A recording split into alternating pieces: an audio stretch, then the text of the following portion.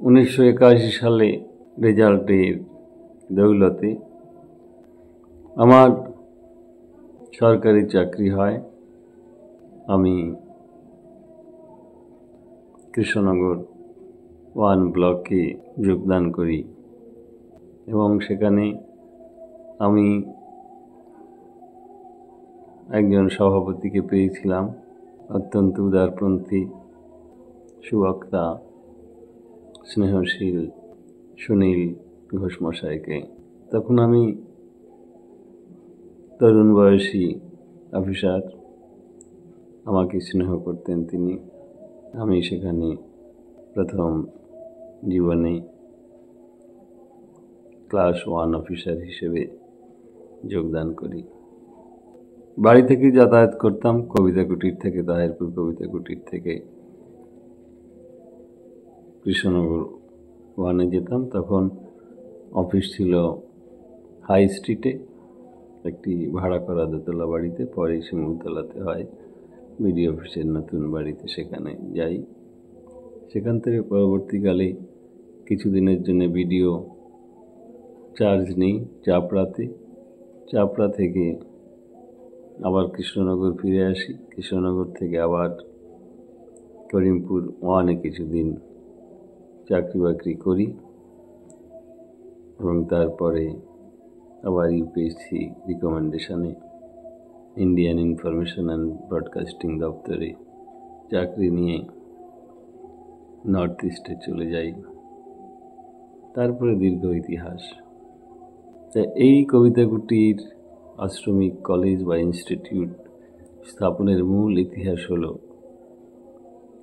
আমি তাহিরপুর স্টেশনের কাছে একটি শ্মশান ছিল, সেই শ্মশানের ওপর দিয়ে যাতায়াতের পথ ছিল।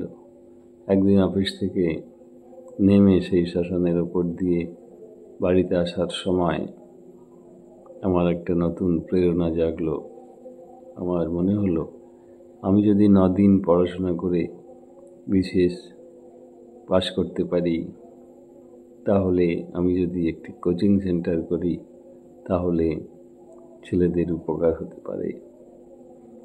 সেই সূত্র ধরে আমার কজন বন্ধুকে নিয়ে, যেমন চন্দ্রশেখর দত্ত, সুকুমার রঞ্জন শিকদার, প্রকৃতি রঞ্জন বিশ্বাস, এদের নিয়ে কিছু লিফলেট ছেপে আমি ট্রেনে, স্টেশনে, বিভিন্ন জায়গায় লাগিয়ে দিই। তখন আমরা অফিসার, কিন্তু আমরা নিরভিমানে ওই লিফলেট লাগিয়েছি। লাগানোর পরে 5টি ছেলেকে পেলাম কবিতা কুটিরে। তখন আমার ভাই ভূদেব, দেবব্রত, এরাও পরীক্ষার জন্য প্রস্তুতি নিচ্ছে, বিসিএস পরীক্ষা। পরবর্তীকালে এরা পাশও করে 2জন এবং সেই সার্ভিস থেকে এখন অবসর নিয়েছেন সকলেই। দুর্ভাগ্যের বিষয়, আমার ছোট ভাই, যিনি আইএএসও পেয়েছিলেন এবং সেক্রেটারি পর্যায়ে পৌঁছেছিলেন, তার অকাল মৃত্যু হয়। জীবনে সেটি আমার একটি বড় দুঃখ। যাই হোক, আমি সেই লিফলেটের জোরে 5টি ছেলেকে পাই। তার মধ্যে কজনের নাম মনে আছে: জগন্নাথ, তারপর মণিকৃষ্ণ, এরা।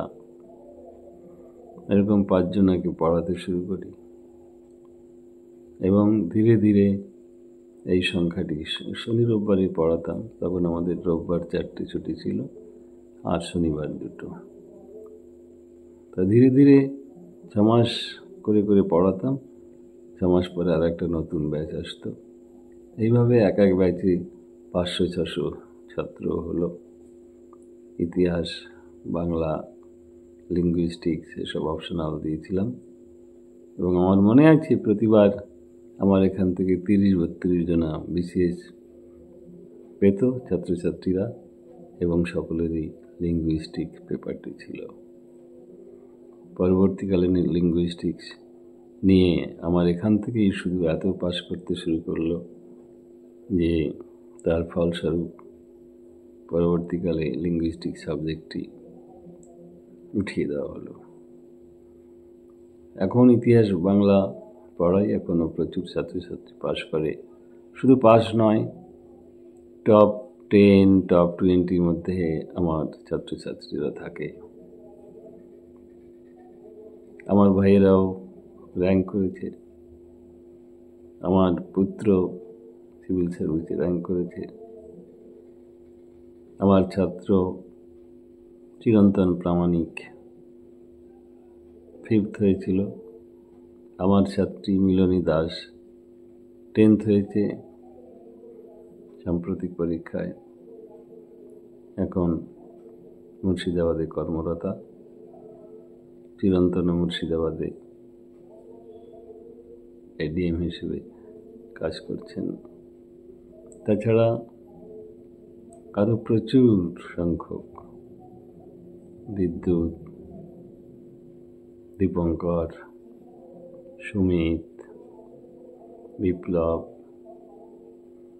পিনাকি, তুষার, নারায়ণ, এরকম কয়েক হাজার চারেক অফিসার আমি 44 বছরে দিয়েছি বিভিন্ন দপ্তরে। সে নবান্ন থেকে শুরু করে সমস্ত জেলাতেই রয়েছে। তা সেই যে কবিতা কুটির শুরু করেছিলাম 1981 সাল নাগাদ, সেই ধারা এখনো পর্যন্ত বহমান। বহু মানুষ আমার এই কবিতা কুটিরে এসেছেন, মহান মানুষেরা পদচিহ্ন দিয়েছেন এখানে। আমি যার বোর্ডে ইন্টারভিউ দিয়েছিলাম দিল্লিতে ইউপিএসসি পরীক্ষায় মেন পাশ করার পরে, সেই আমার বোর্ডের যিনি চেয়ারম্যান ছিলেন এসপি সমাদ্দার আইএএস সাহেব, তিনি আমার এখানে অনেকবার এসেছেন, আমাকে খুবই ভালোবাসতেন। আমার সঙ্গে অত্যন্ত সমৃদ্ধ সম্পর্ক ছিল ডক্টর পঞ্চানন ঘোষালের, যিনি আইপিএস অফিসার হিসেবে খ্যাতি লাভ করেছিলেন।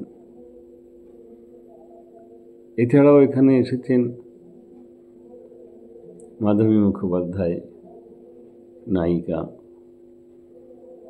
জয় গোস্বামী সাহিত্যিক, কেএন বেহেরা আইএএস সাহেব, এস কিশোর, পি রমেশ কুমার, সঞ্জীব চোপড়া সাহেব আইএএস, এরা এসেছেন। আমি প্রচুর সংখ্যক ছাত্রছাত্রীদের প্রশিক্ষণ দিয়ে বিভিন্ন চাকরিতে এবং বিভিন্ন পদে বৃত করতে পেরেছি এবং অত্যন্ত দক্ষতার সঙ্গে আমার কবিতা কুটির সবাইকে প্রশিক্ষিত করে। আমার ব্যক্তিগতভাবে আমি 6 মাসের জন্যে ট্রেনিং দিয়েছিলাম মহামহিম আলাপন বন্দ্যোপাধ্যায়কে। উনি যখন অ্যাসিস্ট্যান্ট ম্যাজিস্ট্রেট হয়ে এলেন নদিয়ায়, তখন কৃষ্ণনগর 1 জেলাতে উনি প্রবেশনার হিসেবে বিডিওর কাজকর্ম দেখেছিলেন এবং সে কাজে আমি সহায়তা করেছিলাম। তখন আমি ওখানকার যে বিডিও হিসেবে কাজ করি।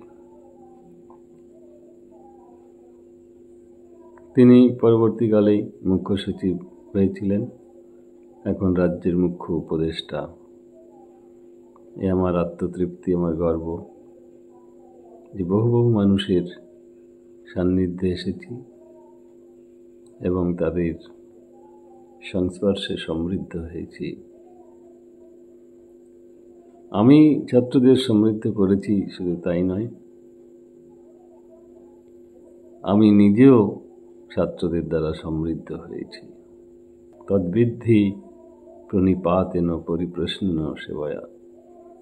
ছাত্রীরা বহু বহু প্রশ্ন করেছেন, এখনো করেন, তার উত্তর দিয়ে নিজেকে গর্বিত মনে করি। সবসময় যে পারি তা নয়, কিন্তু চেষ্টা করি তাদের জিজ্ঞাসার সদুত্তর দিতে।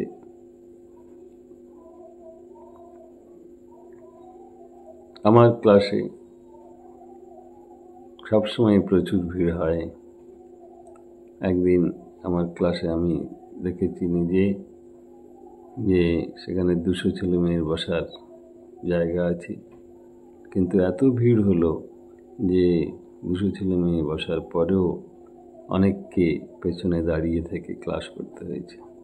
যাই হোক, এখন আমি অবসরপ্রাপ্ত, বৃদ্ধ, অথচ মনটি তারুণ্যে ভরপুর। এখনও ক্লাসে যাই, এখনও পড়াই, এখনও শত সহস্র ছেলে মেয়েদের উদ্বুদ্ধ করি, এবং আমি সবাইকে বলি জায়ন্তু সর্বতো স্বাহা। সব দিক থেকে সবাই কবিতা কুটিরে আসুন। সর্বধর্মান পরিত্যাজ্যং কবিতা কুটিরম শরণম।